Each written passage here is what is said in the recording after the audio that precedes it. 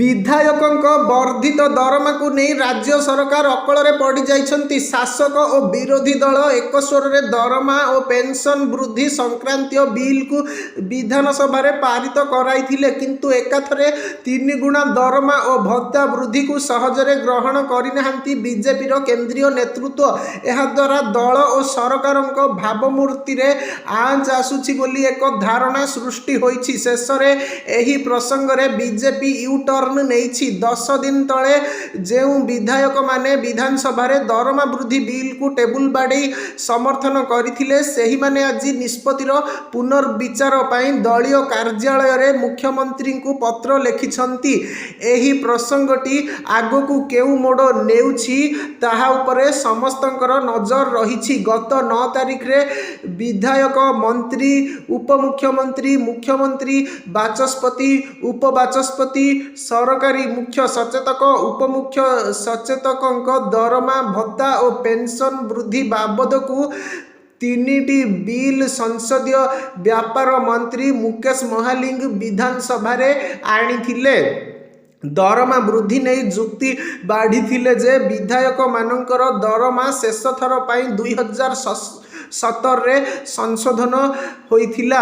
एहा भितरे संसदर सदस्य एवं अन्य राज्यर विधायक मानकर दरमा संशोधित होई बहुगुणा बढ़िछि। दरमा और पेंशन वृद्धि पाई विधायक और पूर्वतन विधायक माने बहुबार अनुरोध करी आसुथिले। एहाकू नजर रे रखी दरमा बढ़ा जाइछि। एही संशोधित नियम द्वारा एणिकी विधायक एवं अन्य मानकर दरमा प्रति 5 वर्ष रे थरे बढ़िब। सरकारक एही बिल उपरे 3 दलर विधायक पूरा खुशी रे सहमत होइथिले। कौनसी एक प्रसंग रे 3 दलर स्वर एक हेबा थिला एक विरल व्यतिक्रम। तेबे दरमा और पेंशन रे एकाथरे 3 गुणा वृद्धि को विभिन्न महलरू कड़ा समालोचना करा जाइथिला। ओडिशा परी एक पछुआ राज्य रे जनप्रतिनिधि मानकर दरमा और भत्ता रे अहेतुक वृद्धि यथार्थ नुहे बोली बहु सचेतन नागरिक जुक्ति बाढ़ीथिले।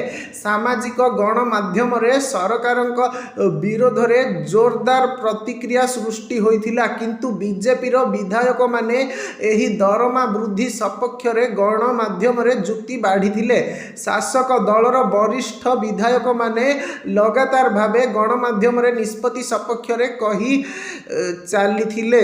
बीजेपी केंद्रीय नेतृत्व ए संपर्क रे जानिबा परे राज्य नेतृत्व और सरकारक उपरे असंतोष प्रकाश करिथिले। सांसद मानकर दरमा एबे भी 3 लाख टपी नथिबा बेले बीजेपी शासित राज्य रे विधायक मानकर दरमा एहाठारू बहुत अधिक हेबा ग्रहणीय नुहे बोली शीर्ष स्तर रे मत प्रकाश पाइथिला। निकटरे मुख्यमंत्री नुआ दिल्ली गस्त बेले शीर्ष नेतृत्व तांको सह एही प्रसंग रे आलोचना करी असंतोष जणाइथिले। एहा द्वारा एक भूल वार्ता जाउछि बोली राज्य नेतृत्व को जणाई दिया जाइथिला। तेणु कौनसी उपाय रे निष्पत्ति रे परिवर्तन पाई कुहा जाइथिला। बीजेपी विधायकों यूटर्न लोकमत को सम्मान जणाई पुनर्विचार करने को मुख्यमंत्री को अनुरोध करिछु बोली कहिछन्ति संसदीय व्यापार मंत्री। केंद्रीय नेतृत्व हाव भाव जानिला परे राज्य बीजेपी पक्षरु मानस मंथन करा जाई दरमा और पेंशन वृद्धि निष्पत्ति रे परिवर्तन करा जिवो बोली आपाततः स्थिर करा जाइछि। तेबे सेथिपाई एक बाट बाहर करा जाइछि। शासक दलर विधायक माने ही मुख्यमंत्री को ए संपर्क रे लिखित आकार रे देबाकू स्थिर होइथिला। सेही अनुसार आज दलीय कार्यालय रे राज्य सभापति और मुख्यमंत्री उपस्थिति रे विधायक मानकर बैठक डका जाइथिला। सेठारे विधायक माने पूर्व लिखित स्मारक पत्र को विधिबद्ध भावे मुख्यमंत्री को प्रदान करथिले।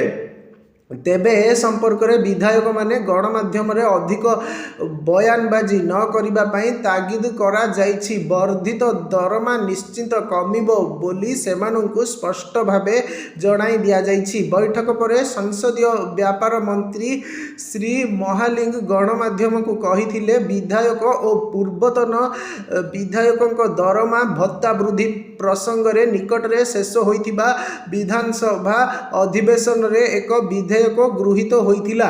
ଆଜି ଏ ସମ୍ବନ୍ଧରେ ବିଧାୟକମାନଙ୍କର ଏକ ବୈଠକ ବିଜେପି ରାଜ୍ୟ କାର୍ଯ୍ୟାଳୟରେ ବସିଥିଲା। ଲୋକମତକୁ ସମ୍ମାନ ଜଣାଇ ବିଧାୟକମାନଙ୍କ ଦରମା ଓ ଭତ୍ତା ବୃଦ୍ଧିର ପୁନର୍ବିଚାର କରିବାକୁ ବିଧାୟକମାନେ ଲିଖିତ ଭାବେ ମୁଖ୍ୟମନ୍ତ୍ରୀଙ୍କୁ ଅନୁରୋଧ କରିଛନ୍ତି। ଯଦିଓ ଆଜି ଦଳୀୟ କାର୍ଯ୍ୟାଳୟରେ ମୁଖ୍ୟମନ୍ତ୍ରୀଙ୍କୁ ଶାସକ ଦଳର ବିଧାୟକମାନେ ସ୍ମାରକପତ୍ର ପ୍ରଦାନ କରିଛନ୍ତି, ତେବେ ଏହା ଉପରେ ସରକାରୀ ପ୍ରକ୍ରିୟା କିଛି ଆରମ୍ଭ ହୋଇନାହିଁ। ମିଳିଥିବା ସୂଚନା ଅନୁଯାୟୀ ବିଧାନସଭାରେ ପାରିତ ହୋଇଥିବା 3ଟି ବିଲ୍ ରାଜ୍ୟପାଳଙ୍କ ଅନୁମୋଦନ ପାଇଁ ଏଯାଏଁ ଯାଇନାହିଁ। ତେଣୁ ସରକାର ବିଲ୍ 3ଟି ଆଉ ନ ପଠାଇବାର ସମ୍ଭାବନା ରହିଛି। ଯଦି ବି ରାଜ୍ୟପାଳଙ୍କ ପାଖକୁ ଯାଏ, ତେବେ ରାଜ୍ୟପାଳ ବିଲ୍ଟିର ପୁନର୍ବିଚାର ପାଇଁ ଫେରାଇ ଦେବେ। ଯଦି ବିଲ୍ ଉପରେ ସଂଶୋଧନ କରାଯାଇ ଦରମା ପରିମାଣ କମାଯିବ, ତେବେ ବଜେଟ୍ ଅଧିବେଶନରେ ସଂଶୋଧନ ପ୍ରସ୍ତାବ ଆସିପାରେ। ଏ ସମ୍ପର୍କରେ ସରକାରୀ ଭାବେ କିଛି ସ୍ପଷ୍ଟ ସୂଚନା ଆସିନାହିଁ। ଅପରପକ୍ଷରେ ବିରୋଧୀ ଦଳ ନେତା ନବୀନ ପଟ୍ଟନାୟକ ଡିସେମ୍ବର 13ରେ ଦରମା ଓ ଭତ୍ତା ବୃଦ୍ଧି ବାବଦକୁ ମିଳିବାକୁ ଥିବା ଅର୍ଥ ନେବେନି ବୋଲି ମୁଖ୍ୟମନ୍ତ୍ରୀଙ୍କୁ ଚିଠି ଲେଖି ଜଣାଇଥିଲେ।